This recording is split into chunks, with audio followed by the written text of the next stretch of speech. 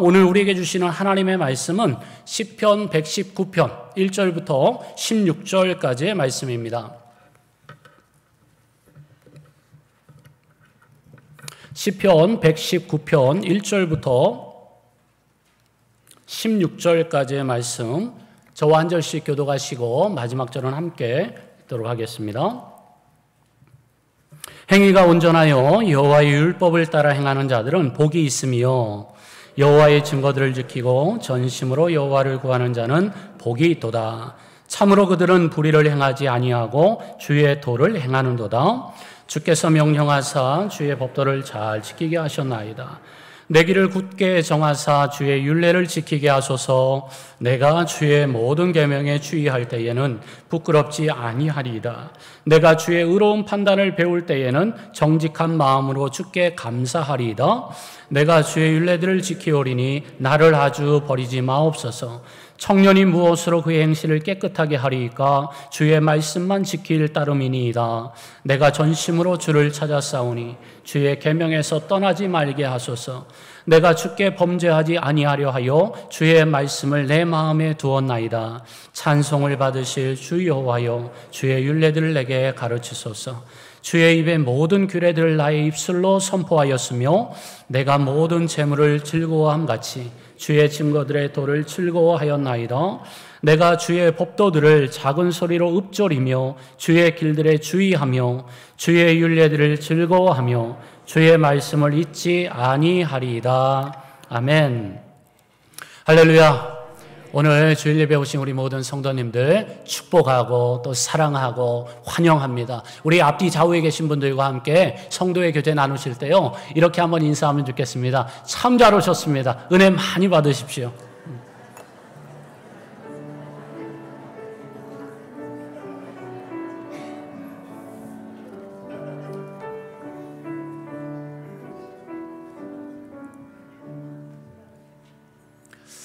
네, 오늘 말씀 영원한 행복의 길이라고 하는 제목으로 하나님의 말씀을 나누고자 합니다.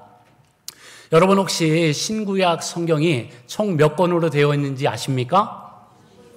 네, 66권이죠. 제가 여러분들의 수준을 너무 낮게 보아서 죄송합니다. 자, 그렇다면은 이 성경 66권 중에서 가장 절수가 많고 긴 장은 어떤 장인지 혹시 아세요? 네, 시편까지는 들리는데 그 다음이 안 들리네요. 시편 119편입니다. 어떻게 하셨어요? 예, 이래서 주일학교 잘 나와야 됩니다. 예. 자, 시편 119편은요, 흔히 알파벳이다, 또 답관체시다라고 하는 그런 문학적인 장르를 택해서 지어진 시입니다. 히브리어가 총 알파벳이 22개인데요. 알파벳 하나당 총 8절을 할애해서 이렇게 귀한 그 말씀을 우리에게 주셨어요. 자, 여러분 22 곱하기 8은 몇입니까? 아침이라, 예, 서로 피차가네. 예, 네, 뭐, 산수 잘 하시는 분들도 계시겠지만은, 제가 그냥 답을 말씀드릴게요. 176절로 이 119편이 기록이 되어 있어요. 그러니까 얼마나 깁니까? 얼마나 긴지. 이 119편, 176절 읽으시다가 주무시는 분들도 계시다니까요.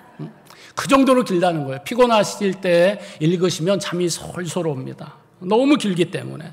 자, 그렇다면 여러분 성경 66권 중에서 성경 가장 중앙에 위치한 성경은 무슨 장일까요? 네. 성경을 딱 펴서 나오는 장이 무슨 장일까요? 네. 그건 역시도 시편 119편입니다. 아마도 여러분 가지고 계신 신구약 성경 딱 중간을 펴보시면은 시편 119편 어느 정도쯤인가가 나올 거예요. 만약에 성경을 폈는데 마태복음이나 마가복음이나 신약이 펼쳐지는 성경은 아마 뒤에 찬송가가 합쳐져서 합본이 되어서 그런 것이니까 여러분의 균형 감각이 문제가 있어서가 아니라는 것을 아시고 실망하지 마시기를 바랍니다. 자, 그렇기 때문에 여러분 이 시편 119편이 성경 중에서 가장 절수가 많아서 길고 또 성경 가장 중앙에 위치해 있다는 것은 우리에게 무엇을 가르쳐 주는 것일까요? 그만큼 이 시편 119편이 우리의 삶에 있어서 가장 중요하고도 특별히 중요하다라고 하는 말씀을 우리에게 가르쳐 주고 있는 것입니다. 물론 하나님의 말씀, 모든 말씀이 우리에게 하나도 중요하지 않은 말씀이 없죠. 다 중요하시고 영원하신 생명의 말씀인 줄로 믿습니다. 그러나 성경 각 장마다 어떤 별명이 붙어 있는 그런 성경의 장들이 좀 있다고 하는 거예요. 여러분 사랑장 하면 어떤 성경이 떠오르십니까? 고린도전서 13장이 딱 떠오르시죠. 자, 믿음장 하면 어떤 장이 떠오르세요? 히브리서 11장이 딱 떠오르실 것입니다. 그런데 오늘 우리가 읽은 이 시편 119편의 별명은 무엇이냐? 바로 말씀장이라고 하는 것입니다. 하나님의 말씀으로 가득 차 있다고 하는 거예요. 자, 우리 인생에 있어서 가장 중요한 것이 바로 영원하신 하나님의 말씀이기 때문에 이 말씀을 가장 길게 기록해 주셨고 성경 가장 중앙에 기록해 주셔서 우리 인생의 정중앙에 하나님의 말씀을 모시고 영원토록 살아가게 하신 줄로 믿습니다. 그렇다면 이 말씀, 영원하신 행복의 길을 우리에게 소개시켜 주시는 또 가이드해 주시는 이 말씀을 우리가 어떻게 해야 이 영원한 하나님의 그 놀라운 그 영원한 행복의 길로 우리가 걸어갈 수 있는지 오늘 본문을 통해서 세 가지의 말씀을 나누고자 합니다. 첫 번째로요, 하나님의 말씀만을 따라가야 한다는 것입니다. 저를 한번 따라해 보십시오. 하나님의 말씀만을 따라가야 합니다. 오늘 본문 1절의 말씀을요, 우리 같이 한번 읽겠습니다. 시작. 행위가 온전하여 여호와의 율법을 따라 행하는 자들은 복이 있으며. 아멘. 자, 이 말씀에 보시면 누가 복이 있는 자라고 말씀하시는가 하면요, 행위가 온전하여 여호와의 율법, 다시 말해서 하나님의 말씀을 따라가는 자들이 복이 있다라고 말씀해 주고 있습니다. 여러분, 도대체 하나님의 말씀이 무엇이기에, 하나님의 말씀이 어떤 능력이 숨겨져 있기에 여호와의 이 말씀, 율법, 말씀만 따라가면 우리가 복을 받게 되는 것일까요? 여러분, 하나님 말씀에 능력이 있음을 믿으십니까? 이 말씀으로 하나님이 이 세상을 창조하신 것 여러분 믿으세요? 하나님이 말씀하셨습니다. 하나님이 가라사대 빛이 있으라 하시니 빛이 있게 되었고, 하나님이 가라사대 무엇이 있어라 생겨라 하면 다 그대로 되었다는 것입니다. 여러분, 우리가 말만 하면 뭐든지 이루어지는 것 얼마나 대단한 능력입니까? 그러나 우리가 말한다고 해서 어떤 일들이 이루어지던가요? 그런 일들이 일어날 수도 있지만 매번 일어나는 것은 아닙니다. 그러나 하나님은 달라요. 하나님의 말씀은 다릅니다. 하나님의 말씀은 살았고 능력이 있어서 좌우의 날선 어떤 것보다도 예리하여서 혼과 영과 및 관절과 골수를 찔러 쪼개기까지 하는 능력이 있음을 믿으시기 바랍니다. 이 하나님의 말씀으로 천지를 창조하셨어요. 창조를 하셨다고 하는 것입니다. 자, 그렇다면 지금 하나님의 말씀은 무엇을 하고 있습니까? 아무 역사도 일어나지 않고 있습니까? 아닙니다. 하나님의 말씀은 지금도 여전히 살아계셔서 우리의 삶과 우리 전 세계의 역사를 주관하시고 다스리시고 통치하고 계심을 믿으시기 바랍니다. 이러므로 하나님의 창조와 지금 현재의 하나님의 말씀은 영원한 능력으로 지금도 살아 역사하고 계십니다. 그렇다면 역사적인 종말의 때에는 어떤 일이 일어날까요? 그때 역시도 하나님은 말씀으로 이 세상을 심판하실 것입니다. 그러므로 하나님의 말씀은 과거와 현재와 미래를 아우르는, 아니 이 시간의 한계와 제한을 전혀 받지 않으시는, 초월하여 역사하시는 영원하신 하나님의 말씀임을 믿으시기 바랍니다. 그러므로 이 세상에서 영원토록 변하지 않는 단 한 가지가 있다면 그것은 바로 하나님의 말씀인 것입니다. 하나님의 말씀은요, 시대가 변하고 환경이 변하고 사람이 변한다고 해서 하나님의 말씀은 변하지 않습니다. 결코 변하지 않는 영원한 진리라고 하는 것입니다. 예수 그리스도는 어제나 오늘이나 영원토록 동일하다는 것을 믿으시기 바랍니다. 그러므로 우리는 영원한 행복의 길을 걸어가기 위해서 영원하신 하나님의 말씀을 붙들고 하나님의 말씀만을 따라가야 할 줄로 믿습니다. 오늘 본문의 저자는요, 누군지 잘 몰라요. 그러나 이 사실, 이 귀한 진리를 너무나도 잘 알았던 분입니다. 아마도 그의 인생 가운데 크고 작은 인생에 여러 가지 경험들이 있었겠지요. 그리고 시행착오들이 있었을 것입니다. 하나님의 말씀을 따라가는 길만이 복된 길이라는 것을 그는 정말 여러 가지 시행착오를 통해서 뼈저리게 체감한 것 같아요. 그래서 오고 가는 모든 세대들, 오고 오는 모든 세대들에게 자신이 겪었던 인생의 시행착오를 겪지 말라고 가장 기본적이면서도 가장 중요한 하나님의 말씀을 따라가는 것만이 복이 있는 자의 가장 기본이 됨을 오늘 이렇게 우리들에게 선언해 주고 있는 것입니다. 여러분, 많은 부모님들께서 자녀들을 처음 유치원에 보내실 때, 또 소풍 보내실 때 꼭 해주시는 말씀들이 아마 있으셨을 거예요. 어떤 말씀들을 해주셨습니까? 자녀들이 이제 처음으로 부모님의 곁을 떠나서 학교로 가는 겁니다. 그리고 소풍을 가는 겁니다. 어떤 이야기들을 해주세요? 선생님 말씀 어떻게 하라고요? 선생님 말씀 잘 듣고 친구들과 어떻게 해요? 싸우지 말고 잘 지내고, 또 특별히 소풍 갈 때 선생님만 따라가라고 꼭 말씀해 주시잖아요. 낯선 사람들, 어떤 아저씨가 엄마가 저기서 부른다고 사탕하고 과자 줄 테니까 아저씨 따라가자 그러면 따라가야 돼요, 안 돼요? 이런 말씀들을 부모님들이 그 아이들 어려도 다 아는데, 알아도 너무너무 중요한 말씀이고 너무너무 기본되는 말씀이기 때문에 선생님만 따라가라, 다른 사람 절대 따라가면 안 돼, 사탕이나 뭐 과자 준다고 거기에 현혹되어 가지고 낯선 사람 손 붙들고 가면 안 돼 라고 다 이야기를 해주시는 것 아닙니까? 왜 그렇습니까? 그 길만이 그 자녀들의 영원한 안전과 행복을 보장해 주는 길이기 때문에 그렇습니다. 그런데요, 여러분, 우리의 인생이 이와 똑같다는 것입니다. 우리의 인생의 원리도 동일하다는 거예요.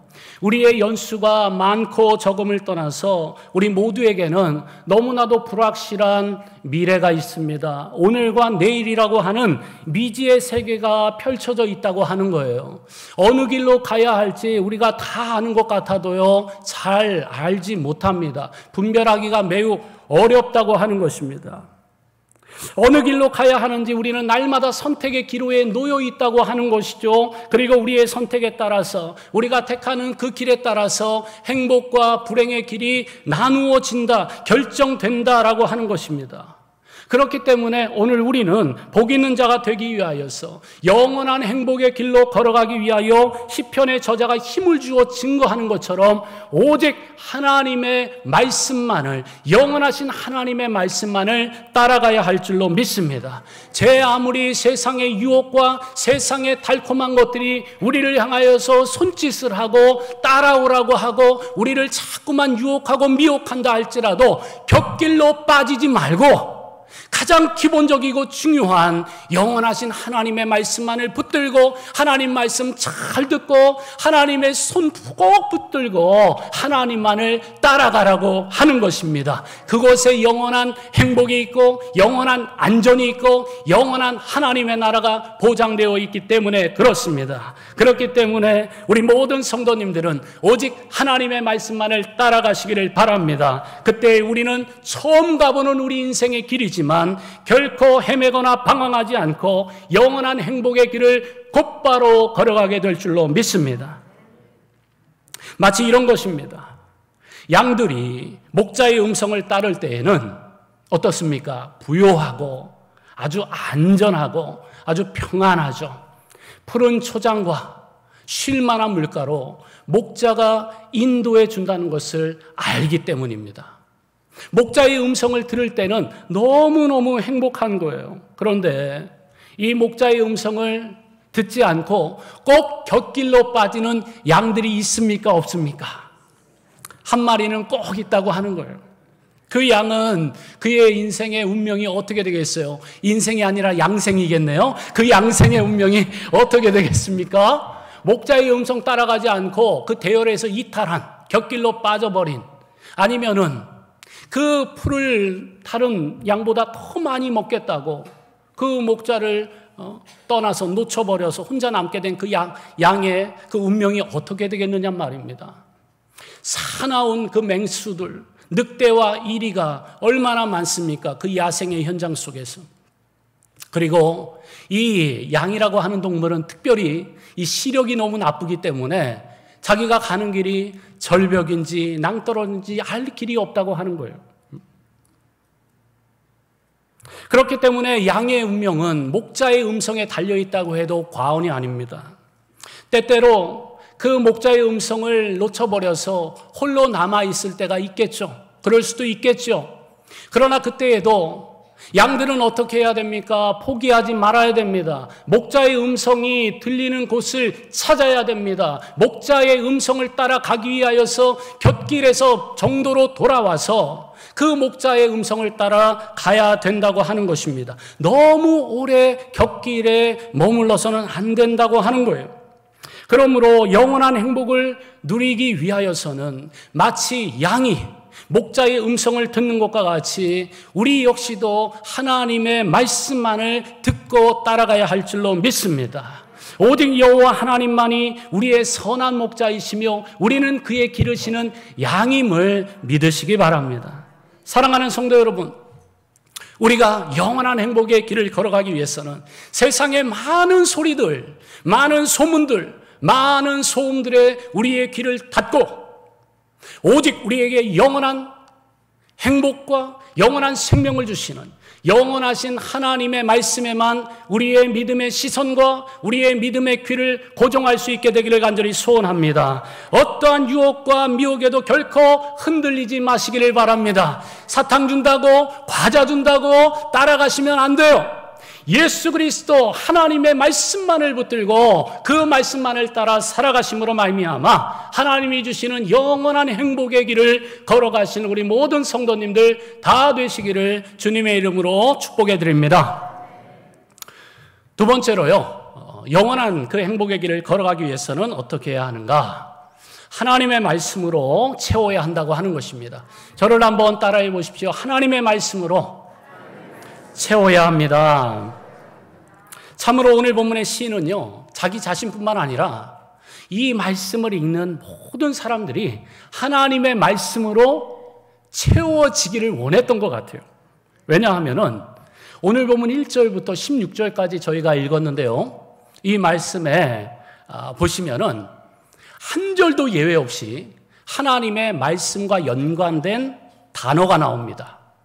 율법이라든지 주의 증거라든지 주의 법도라든지 도라든지 또 그 계명이라든지 이런 말씀들이요 1절에도 나오고 2절에도 나오고 3절에도 나오고 어디까지 나와요?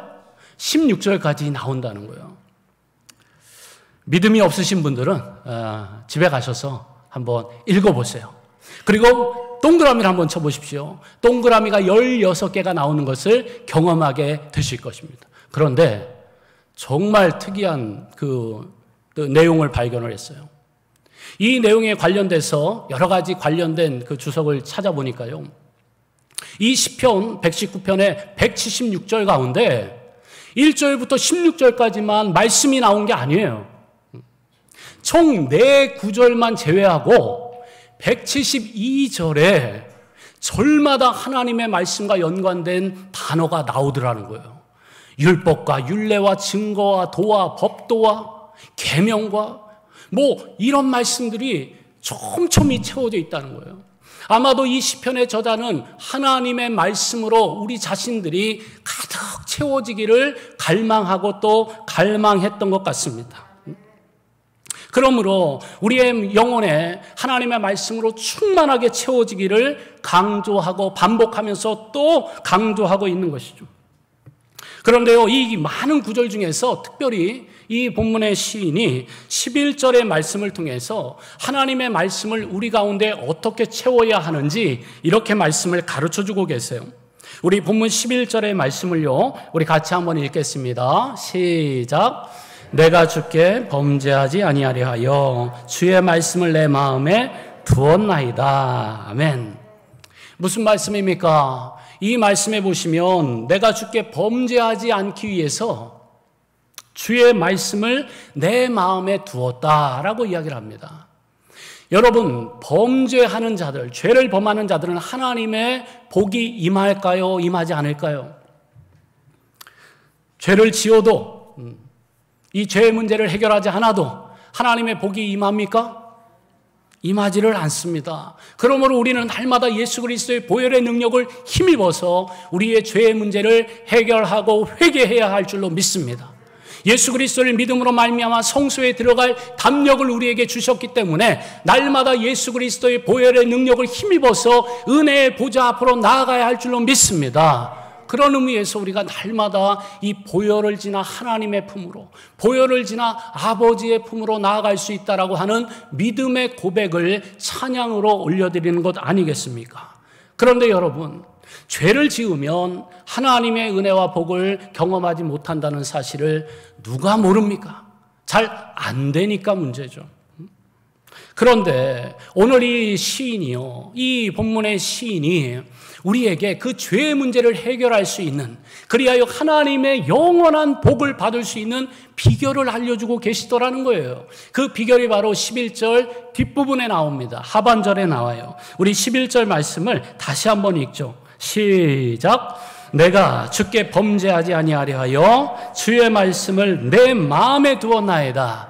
자, 주의 말씀을 어디에 두었어요? 내 마음에 두었나이다 라고 말씀합니다.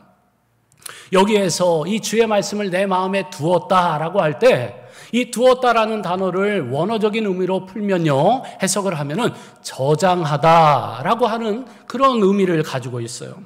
다시 말해서 하나님 앞에서 깨끗하고 정결한 삶을 살고 범죄하지 않으며 그러므로 인하여서 하나님의 영원한 복을 받기 위해서는 어떻게 해야 되는가?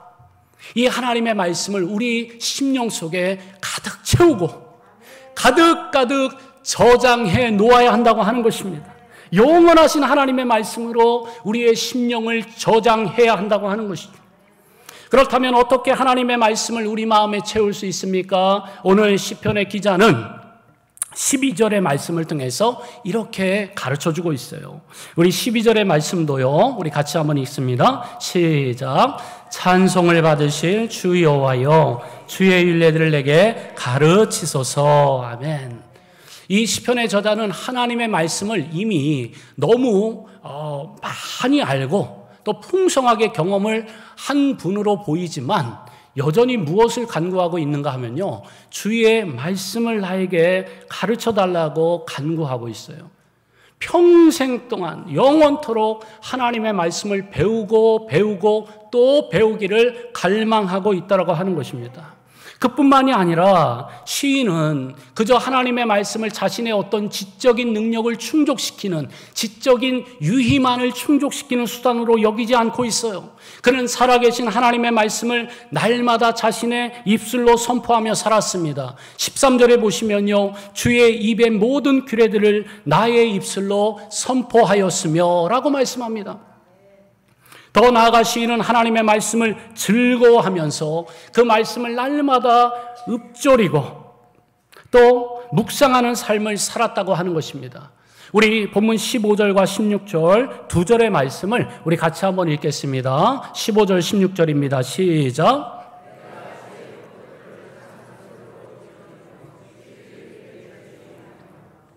주의 율례들을 즐거워하며 주의 말씀을 잊지 아니하리이다. 아멘.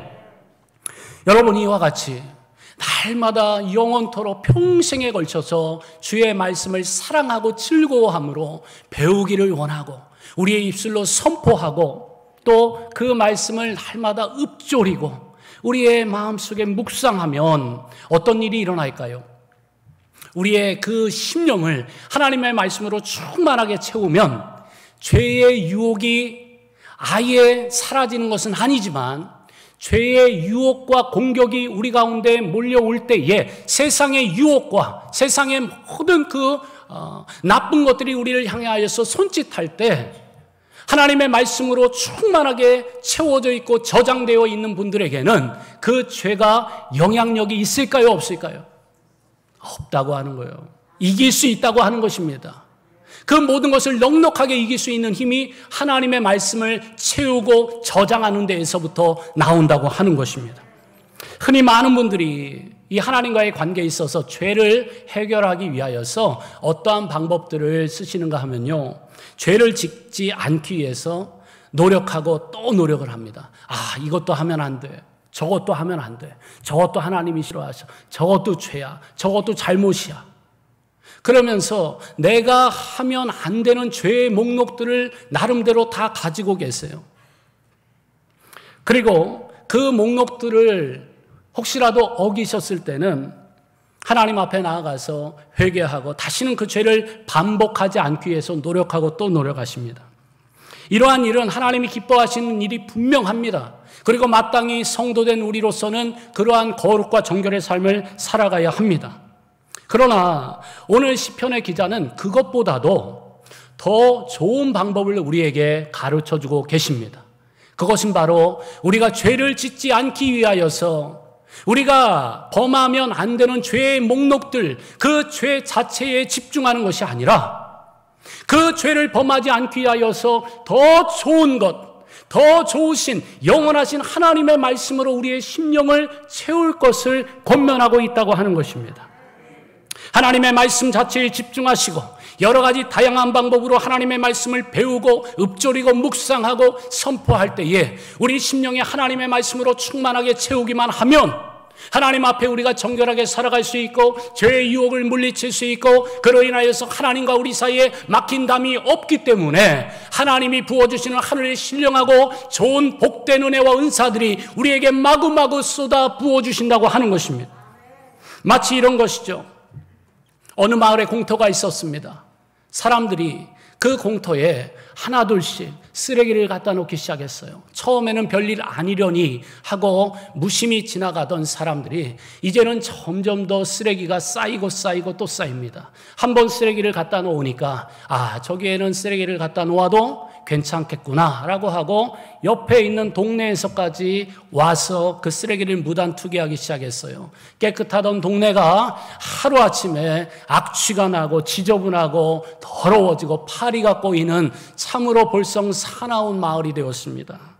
그런데 아무리 주민들이 머리를 맞대고 이곳에 쓰레기를 놓지 마십시오라고 안내문을 붙이고 경고문을 붙이고 CCTV를 달아놓는다 하더라도 이 문제가 해결될 기미를 보이지를 않는 거예요.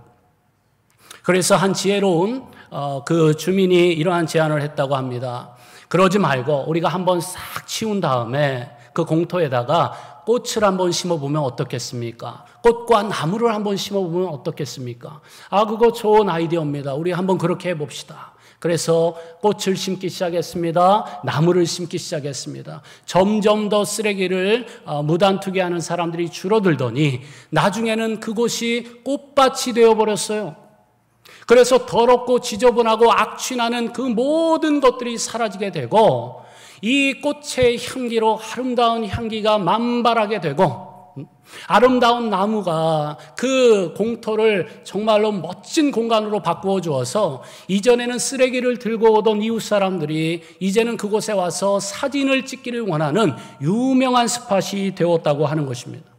사랑하는 성도 여러분, 이것이 바로 하나님이 우리에게 주시는 놀라운 영적인 원리라고 믿습니다. 여러분, 우리가 하나님이 주시는 영원한 복과 영원한 하늘의 거룩한 향기를 맛보고 누리시기를 원한다면 우리의 마음속에 하나님의 말씀, 영원하신 하나님의 말씀을 우리의 심령 정중앙에 아름다운 영혼의 꽃과 같은 하나님의 말씀으로만 충만하게 채우시기를 바랍니다. 죄 자체에 집중하시는 것보다 하나님의 말씀에 집중하셔서 그 말씀을 우리 안에 채우심으로 우리에게 다가오는 모든 죄의 유혹들을 말끔히 이겨내시기를 간절히 소원합니다. 그렇게 될 때에 우리와 우리의 우리의 자녀들, 우리의 가정 가운데 하나님이 주시는 놀라운 거룩한 향기가 만발하게 될 줄로 믿습니다. 우리의 10년 가운데 말씀으로 채우셨습니까? 그렇다면 이 말씀을 우리의 자녀들에게도 우리의 가정과 우리의 주변에 심어주시기를 바랍니다. 그때 우리의 주변은 나를 포함하여서 점점 더 아름다운 하나님의 말씀의 꽃과 향기와 열매가 나는 인생이 될 줄로 믿습니다. 이와 같은 삶을 다 맛보고 누리시기를 간절히 소원합니다. 마지막 세 번째로요, 우리는 하나님의 말씀대로 살아야 한다고 하는 것입니다. 자, 저를 한번 따라해 보세요. 하나님의 말씀대로 살아야 합니다. 오늘 시인은요, 하나님의 말씀대로 살아야 한다라고 이 말씀을 매우 강력하게 주장하고 계세요. 그래서 오늘 우리가 읽은 본문에 보시면은 말씀을 지키고 행하는 일에 대한 이 권면이 계속 반복되어서 나오고 있습니다. 이 시편의 저자는 알고 있었던 것이죠. 우리가 하나님의 말씀을 따라 살기로 결단합니다. 그리고 하나님의 말씀으로 우리가 충만하게 채웁니다. 그러나 하나님의 말씀을 아무리 배우고 아무리 알고 아무리 많이 암송하여도 그 말씀대로 우리가 지켜서 행하지 않는다면, 그 말씀대로 살지 않는다면 아무런 일도 일어나지 않을 것을 그는 알고 있었어요. 그래서 우리를 그 영원한 행복의 길로 초대하고 있는 것입니다. 그것은 바로 우리가 믿고 우리가 아는, 우리가 배운 하나님의 말씀대로 살아가는 길입니다. 이 말씀을 우리에게 가르쳐 주시기 위해서 오늘 보면 9절의 말씀은요, 이렇게 증거하고 있어요. 우리 9절의 말씀 우리 같이 한번 읽겠습니다. 시작. 청년이 무엇으로 그의 행실을 깨끗하게 하리까? 주의 말씀만 지킬 따름이니이다. 아멘. 네. 자, 청년이 무엇으로 그의 행실을 깨끗하게 할 수 있는가? 주의 말씀만 지킬 따름이다 라고 말씀합니다. 하나님의 말씀을 배우고 묵상하는 것도 중요합니다. 하나님의 말씀을 즐거워하고 읊조리 있는 것도 중요합니다. 그러나 그것보다도 더 중요한 것은 하나님의 말씀을 지켜 행하며 살 때, 하나님의 말씀대로 살 때에 그 말씀의 능력이 우리 가운데 나타나게 된다고 하는 것입니다. 그런데 저는 이 말씀을 묵상하면서 한 가지 걱정거리가 생겼어요.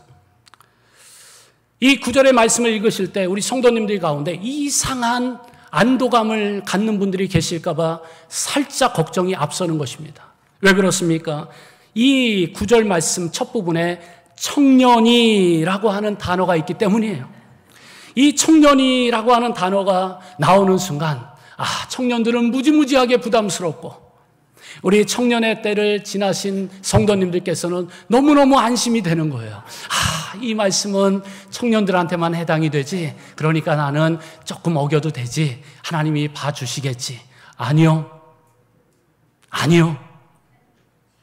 자, 아까도 말씀드렸습니다. 하나님은 어떤 분이시라고요? 영원하신 분입니다. 영원하신 하나님. 영원하신 하나님 앞에 하루가 천년 같고 천년이 하루 같으신 하나님 앞에서 여러분 100세가 된다고 나이로 하나님 앞에 조금 뭔가 어필할 수 있으시겠어요? 하나님 앞에, 영원하신 하나님 앞에 서면 우리 모두는 영원한 청년인 줄로 믿습니다. 그러므로 이 말씀, 청년들한테 해당되니까 나는 너무 다행이다, 이러신 분들 부담감, 거룩한 부담감을 가지시기 바랍니다. 하나님의 나라와 영광을 위해 살아가고 영원한 행복의 길을 걸어가는 데 있어서 우리의 나이와 연륜이 걸림돌이 되지 않기를 바랍니다. 영원하신 하나님 앞에 우리 모두는 다 영원한 청년이라고 하는 거예요. 제가 오래전에 연세가 80이 넘으신 어느 집사님께 한번 이렇게 여쭤보았어요. 너무 젊어 보이시는데 혹시 연세가 어떻게 되십니까? 그랬더니 그 집사님께서 기분 좋아하시면서 이렇게 대답을 하셨어요. Forever 21입니다. 이렇게 얘기를 하시더라고요. 얼마나 그 대답이 멋지고 자신감이 넘치시고 인상적이었는지 지금도 기억이 납니다. 사랑하는 성도 여러분, 하나님의 나라와 복음을 증거하고 또 영원한 행복의 길을 걸어가는 데 있어서 청년이 무슨 상관입니까?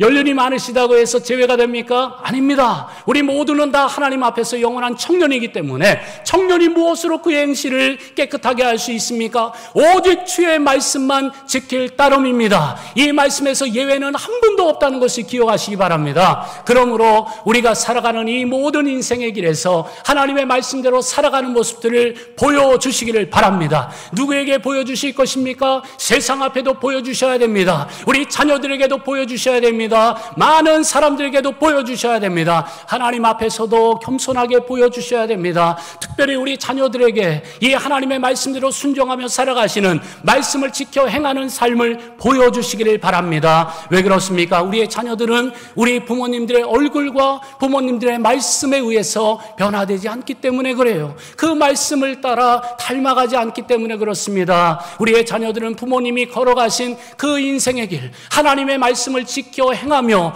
설령 손해보는 일이 있다 하더라도 하나님의 말씀이 가라고 하면 가시고 멈추라고 하면 멈추시는 그 부모님의 순종하시는, 말씀대로 살아가시는 부모님들의 신앙의 뒷모습을 따라보며, 뒷모습을 보면서 따라 닮아가기 때문에 그렇습니다. 그러므로 우리 사랑하는 성도님들, 말씀대로 살아가시는 뒷모습을 보여주시기를 바랍니다. 다음 세대들에게도, 우리 자녀들에게도, 청년 세대들에게도 보여주시기를 바랍니다. 그러면 하나님이 우리에게 주신 이 놀라운 말씀의 비밀들을 우리의 자녀들 외면하지 않고 반드시 그 영적인 유산을 계승하여서 하나님의 그 영광의 길 걸어가게 될 줄로 믿습니다. 이와 같은 영원한 행복의 길을 걸어가시는 우리 모든 성도님들 다 되시기를 간절히 소원합니다. 이 영원한 행복의 길을 함께 더 힘차게 걸어가기 위해서 우리 교회는 돌아오는 주일부터 3번에 걸쳐서 말씀으로의 초대, 그 가을 말씀 부흥회를 개최하게 됩니다. 영원하신 하나님의 말씀으로 우리의 심령을 가득가득 채우고 저장할 수 있는 정말 좋은 기회가 될 것입니다. 이 풍성한 말씀의 잔치에 혼자 오지 마시고 우리 자녀들 데려오시고, 데려오실 수 있는 모든 분들 VIP 작정하셔서 기도하시면서 다 초대해 주시고 함께 오시기를 바랍니다. 그래야 해서 하나님의 말씀이 이끌어 주시는 이 영원한 행복의 길, 우리 혼자 걸어가지 마시고 함께 다 같이 가시자고요. 여러분, 이 세상에서요, 떡은 먹고 있지만 하나님의 말씀을 먹지 못하여서 궁핍하고 영적으로 줄인 자들이 얼마나 많습니까? 사람이 떡으로만 사는 것이 아니라 하나님의 입에서 나오는 모든 말씀으로 산다는 것을 꼭 믿으시기 바랍니다. 사람은 떡만 먹는 존재가 아니라는 거예요. 하나님의 말씀에, 하나님의 입에서 나오는 모든 말씀을 먹음으로 살아갈 수 있는 존재가 바로 사람이라고 하는 것입니다. 가스차는 가솔린을 넣어야만, 그것을 먹어야만 달릴 수가 있습니다. 시동이 걸리고 앞으로 추진력을 얻어서 갈 수가 있습니다. 가스차에 디젤을 넣거나 전기를 넣으면 고장만 날 뿐이에요. 아무 쓸모가 없습니다. 마찬가지입니다. 사람도 떡으로만은 살 수가 없습니다. 하나님의 입에서 나오는 말씀을 먹어야만 살 수 있다는 것을 꼭 기억하시고, 우리 주변에 떡만 먹고 사는 사람들, 하나님 말씀 모르고 먹지 않고 떡만 먹고 사는 사람들, 그래야 해서 영원한 행복의 길이 아니라 영원한 불행의 길로 가고 있는지 본인은 정작 알지도 못하고 있는 그 안타까운 사람들을 초대해 주시기 바랍니다. 그래야 해서 우리와 함께 하나님의 말씀도 같이 먹고 우리와 함께 영원한 행복의 길을 걸어가자고 기도하시고 초대해 주시기를 바랍니다. 그래야 해서 이 말씀으로의 초대를 통하여 우리의 심령이 하나님의 말씀으로 충만하게 채워서 하나님의 말씀만을 따라가시고 하나님의 말씀을 저장하시고 하나님의 말씀대로 살아가심으로 말미암아 이 영원한 행복의 길을 걸어가시는 우리 모든 성도님들 다 되시기를 주님의 이름으로 축원합니다. 기도하겠습니다. 자비로우시고 걸어가신 하나님 아버지, 오늘 우리에게 영원한 행복의 길을 걸어갈 수 있는 생명의 말씀을 허락해 주심을 감사합니다. 그 어떤 길이 우리 앞에 펼쳐진다 하더라도 우리는 오직 하나님의 말씀만을 따라가게 하여 주시고 우리의 인생에 떡으로만 채우는 자가 아니라 하나님의 말씀으로 충만하게 채우게 하여 주시옵소서. 더 나아가 실제로 우리의 삶에서 주님의 음성을 듣고 하나님의 말씀을 지켜 행함으로 늘 영원하신 하나님과 동행하는 영원한 행복자들이 다 되게 하여 주옵소서. 예수 그리스도의 이름으로 기도하옵나이다. 아멘.